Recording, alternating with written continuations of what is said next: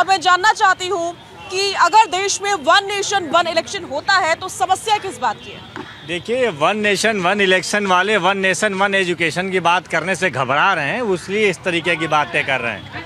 ये one nation one education की बात पे भाग जाते हैं, ये one nation one health system की बात पे भाग जाते हैं। ये जम्मू के एक JNK में 3-3 चरणों में चुनाव कराते हैं 2 महीने पहले, और ये कहते हैं कि ये वन नेशन वन इलेक्शन करा पाएंगे, इनकी क्षमता है। ये भाग रहे हैं।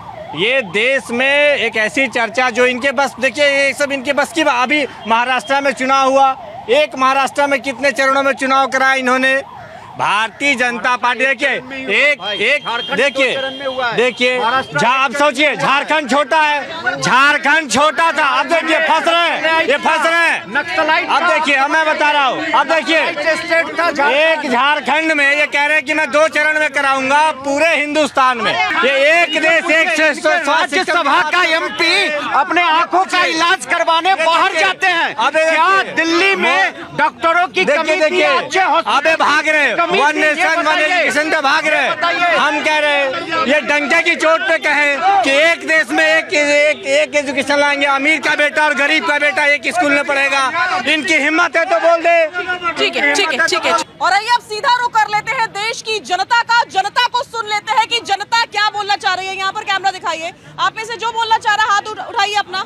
आप बोलना चाह रहे हैं, बताइए क्या बोलना है। वन नेशन वन इलेक्शन पर आप क्या बोलना चाहते हैं? बराबर है, कोई जात पात नहीं होनी चाहिए, बराबर है। वन नेशन बराबर है, मोदी जी का नारा सही है, बिल्कुल बिल्कुल करेक्ट है। तो जात पात में कब तक बटोगे, कब तक बटोगे आप? जात पात से ऊपर कुछ भी नहीं है। बिल्कुल नहीं। वहाँ जो शरद पे लोग खड़े हैं ना वो जाट है, ना गुज्जर है, ना चमार है, कोई नहीं है।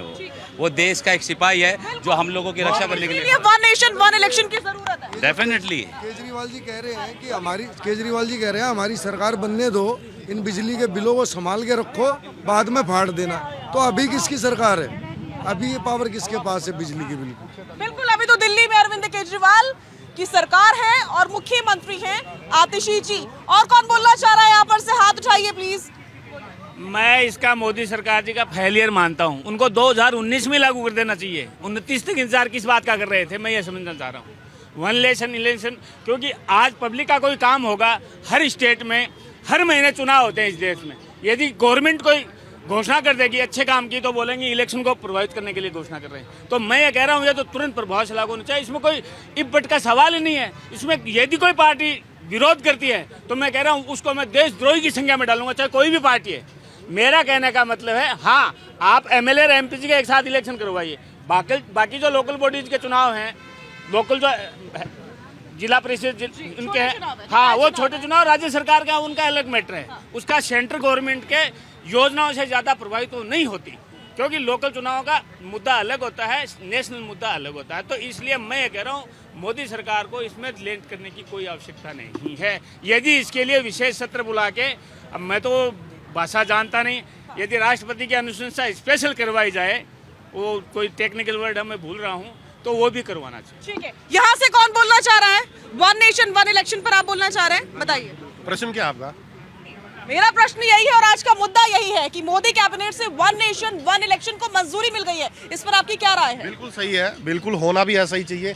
देखिए, आप हमेशा ही हर वर्ष एक नया इलेक्शन शुरू हो जाता है। उसके बाद जो पार्टी है, कोई भी अगर जो प्रदेश की या जो केंद्र में सरकार है, वो क्या काम करेगी, सड़क बनाएगी, बिजली पानी देगी, या जनता के लिए देखेगी, या इलेक्शन ही लड़ते रहेंगे?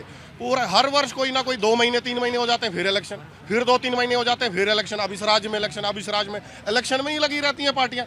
तो देखिए, बहुत अच्छा ये इन्होंने उठाया मोदी जी ने कि एक ही इलेक्शन होना चाहिए, वन नेशन वन इलेक्शन। ठीक है, ठीक है। हर्ष दहिया का हम सीधा रुख कर रहे हैं। हर्ष जी, जनता भी सराह रही है प्रधानमंत्री नरेंद्र मोदी के इस फैसले को कि देश में वन नेशन वन इलेक्शन होना चाहिए। शाजिया जी, देखिए, जैसे कि आपने अभी जनता से भी पूछा, बाकी हमारे जो पैनलिस्ट हैं वो भी बता रहे थे, पूरी जनता, पूरा देश वन नेशन वन इलेक्शन के सपोर्ट में है। ओपोजिशन का एक ही मुद्दा है वन नेशन वन इलेक्शन के खिलाफ। उनको ये डर है कि वन नेशन वन इलेक्शन हो गया तो भाजपा और प्रचंड बहुमत से जीतेगी। अब हमारे भाई साहब कह रहे थे कि देखिए बैलेट पे करवाना है या फिर ईवीएम पे करवाना है। आप चाहते हैं कि पूरी दुनिया आगे बढ़ रही है, बट हम अपनी डेमोक्रेसी में पीछे जाएं, बैलेट पे करवाएं, ताकि जो जितनी भी ये इस तरीके की एंटी सोशल ताकतें हैं वो बैलेट पेपर को हाईजैक करें, इलेक्शन को हाईजैक करें और उनके पक्ष में फैसला आए। अब जैसे बात हो रही थी, हमारी बहन है हुदा जी, उन्होंने भी एक मुद्दा उठाया कि अगर वन नेशन वन इलेक्शन हो सकता है तो one nation one health, one nation one education क्यों नहीं हो सकती। मैं अपनी बड़ी बहन से बड़े आदरपूर्वक पूछना चाहूँगा कि जो पीएमजे है, पीएमजे एक क्या कहते हैं भारत सरकार की पॉलिसी है हेल्थ के रिगार्डिंग, वो आपने दिल्ली सरकार में क्यों उस चीज़ का फ़ायदा आप दिल्ली में क्यों नहीं दे रहे? क्यों आम आदमी पार्टी उस स्कीम का फ़ायदा दिल्ली वालों को नहीं दे रही? दिल्ली हाई कोर्ट की भी ये अभी टिप्पणी थी कि जब आपके पास अपना फाइनेंशियल डेफिसिट हो रखा है दिल्ली गवर्नमेंट के पास, तो कम से कम लोगों की हेल्थ के लिए आप पीएमजे को दिल्ली में भी इम्प्लीमेंट कर दीजिए। वो नहीं किया जाता। तो देखिए, one nation one election is a great step towards more stronger democracy in the country. आप ये देखिए, इससे पैसे की भी बचत होगी, काला धन कम खर्च होगा और उल्टा फेडरल स्ट्रक्चर अब इससे मजबूत होगा। जब पूरे देश ये काला धन की भाई साहब, मैं बात खत्म कर लूँ, आप बोल लीजिएगा, बात खत्म कर लूँ।